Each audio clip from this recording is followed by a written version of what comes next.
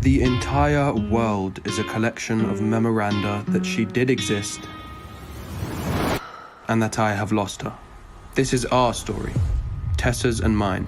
It's such an odd time to be releasing a movie, especially with like a global rollout where every country has different standards or whatever. But this movie's doing really, really well everywhere it's come out. Like, what lessons can the industry learn from this movie's success, do you think? Yeah, I mean, I think there's obviously cinema is a huge part. Going to the cinema is a huge part of movies and always will be. But I think the fact that we have these kind of like, you know, streaming sites and ability to watch stuff from home is really like, yeah, it's a great addition to what we already have. And the fact that nowadays people are getting better TVs and speaker systems, you can really have a great environment to watch a film in. And I like the ability to pause and talk over a movie, go get a snack, go to the bathroom. So for me, I think to be able to watch it not just in the cinema, but have a great experience at home is really important too. I have about 4 hours of a lecture from what I think this industry could learn from these movies, but I think the quickest thing is to adapt. I think the reason why a lot of big studios are failing or not doing what they thought they were doing or what they have been doing for 20 years is because they're not adapting. It's kind of like an old school, like mafia type feel, instead of like, let's make a product, let's know who we're selling it to, let's make choices based on what's going on in the world. I mean, the amount of conversations that we've had about releasing it all over the world, which has been pretty intense. And there's some countries that won't even have the movie until next year because of restrictions. But I would just say they need to learn to adapt and stop only caring about the bottom line and realize that entertainment is here for the masses. It's not only a paycheck. So I wish that they would adapt more. And if you do it right, like with this, it has turned into a paycheck for them. So I just wish there was a little more flexibility and a little less. Like, I think if I hear one more time, well, we've always done it this way. And it's like, well, there's never been a global pandemic during your lifetime. So you actually haven't. So I would say to learn to adapt and to be more open-minded, because the industry is changing all around, even without COVID, just for other reasons as well. But adapting is the only thing that's going to keep them alive. This movie is also, you know, I think wrongfully surprising people because they don't realize how strong a market young women are. Like, why do you think that young women, I don't know, are consistently so ignored or such a maligned market?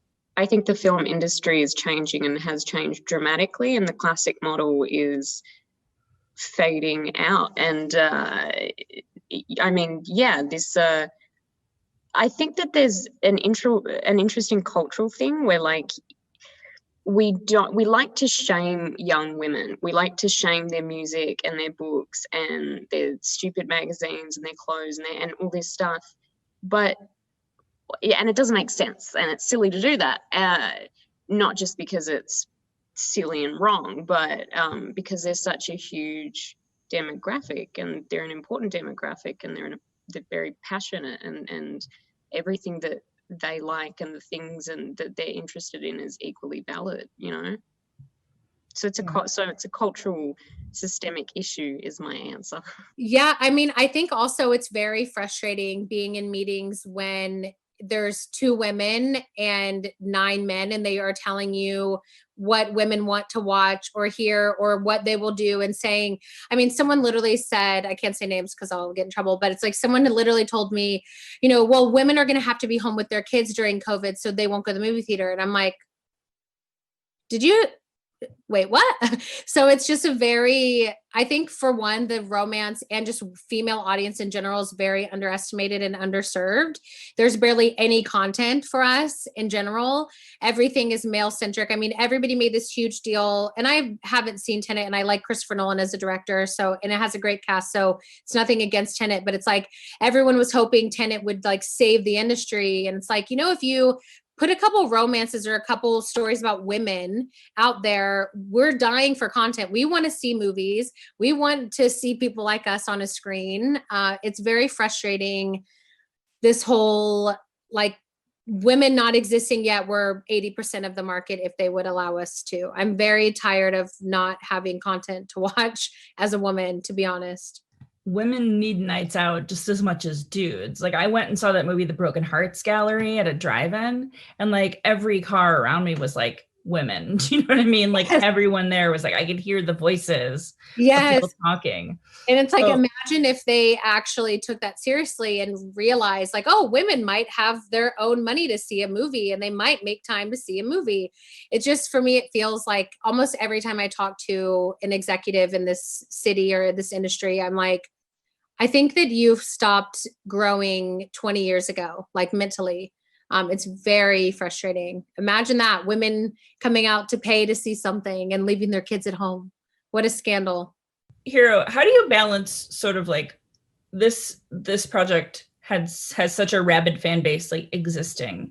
How do you balance sort of like playing the character you want to play versus like people's expectations of who they think Hardin is? Because everyone has their own vision in their mind. Yeah. I think you have to try not to let it phase you, and trust your director and trust the script. And try and be, you know, as true to the books as you can. But it is like you say, there's so many different interpretations from reading a book, and there's less left to imagination in a film. So it's you can't let it become a burden. You have to let it, and you can't let it be, you know, added pressure. You have to kind of like, you know, just take it and run with it, be confident. And the fans are nothing but supportive. So they make that pretty easy for us. A totally different question, but like, what to you is the least sexy place? So like, you know, a hot tub, a shower, a beach. Like, is there a place to go? For sure, the beach. I mean, sand, even just not sexy time thinking. Every time I go to the beach, I'm like, why do I keep thinking I like the beach? I don't. I like the idea of the beach, but sexiness on the beach is like, you're going to have sand everywhere. There's going to be wind. It's probably going to be really cold. It's just not sexy, but people make it look sexy, but it's so not sexy. That's a tough question. There's a chain of chicken shops in London called Morley's. That isn't a very sexy place. The chicken's great, the food's great. I kind of grew up on it, but that's not a very sexy place if I'm thinking of unsexy places. A funeral. Good call. That's a good one. I think that's a solid. I mean, yeah, it's a solid no. Whatever our souls are made of, His and mine are the same. there's no one else for me, Tessa. No one.